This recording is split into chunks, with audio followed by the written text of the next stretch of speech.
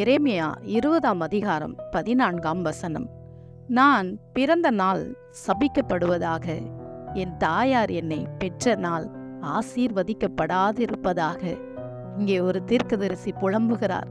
தன் வேதனை நிமித்தம் அவர் பிறந்த அந்த நாளை அவர் சபிக்கிறார். நான் ஏன் பிறந்தேன் என்று புலம்பி தவிக்கிறார். இப்படிப்பட்ட சூழ்நிலை தான் உனக்கும் இன்றைக்கு இருந்து கொண்டிருக்கிறது. நீ பிறந்த அந்த நாளை எத்தனையோ நாள் நொந்து இருக்கிறாய்.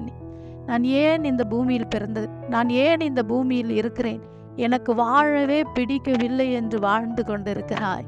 உன்னால் போக்கிடமில்லை, உனக்கு எந்த இடத்திலும் நிம்மதி கிடையாது, உன் வாழ்க்கையில் சொந்தமான ஒரு இடம் கிடையாது, நீ நிம்மதியாய் தூங்கினது கிடையாது.